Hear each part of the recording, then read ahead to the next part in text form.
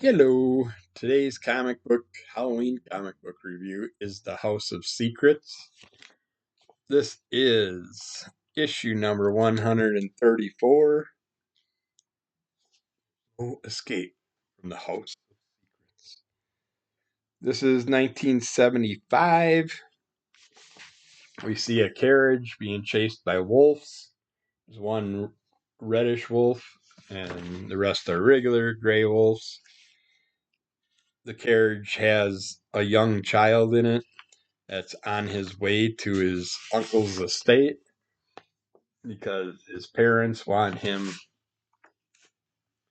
to socialize with their uncle because he's got a lot of money and that kid's like the first in line for anything, so he could probably be looking at some big inheritance. But when they come across uh, some locals, they got a wolf's head on a stake. It looks like the red wolf, but it's not the red wolf.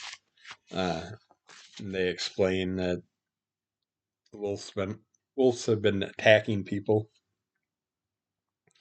and so when he gets to his uncle's estate, we see his uncle and a girl and a boy. He happy to meet his nephew, wants to get them socially together, let them go out and play, and they do, and they end up seeing a bunch of people out in a field, and so they go down to it. When they go down to the field, find out that talking about wolf attacks, and there's a dismembered human body down there, and they're like, "Well, we had the wolf head yesterday. The body was out here, but now it's a human body." And they're starting to bring up things about werewolves and stuff like that. And then we see our two main kids, his cousins,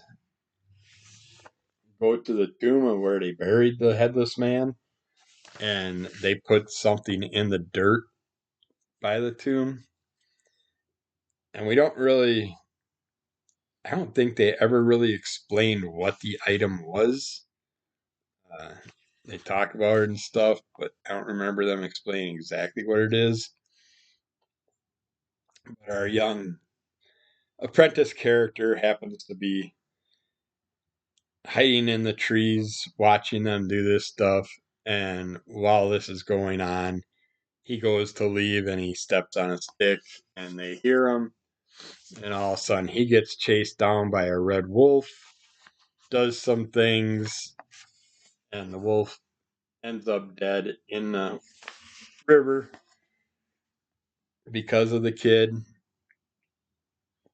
And we find out that the wolf was the other boy at the house.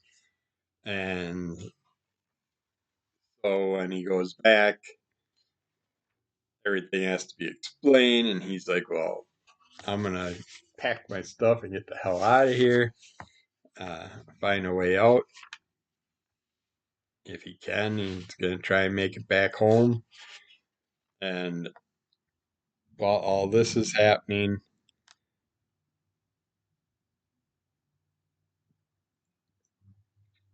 we see more stuff being done at the grave site of the headless man, and we also get to see Baron Shirkasi coming forth around a bunch of characters that are basically turning into wolves, and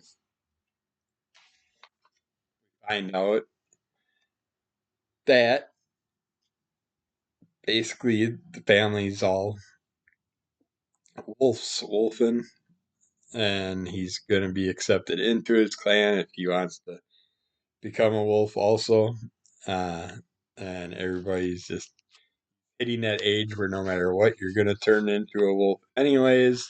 So it should represent it, and I love how they end it with the narrator turning into a wolf himself. I really liked how they did that. But yeah, it was an interesting story.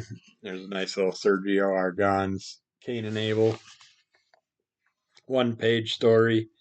And then we got The Last Out story by Steve Skeets and Buddy Gurnell. I didn't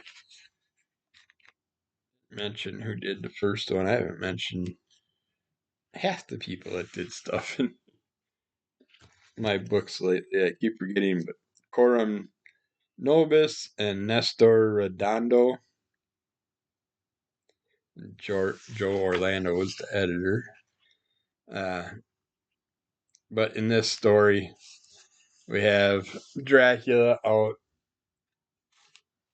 attacking a body, draining a victim, and some townsfolk see what's going on and they chase him down. And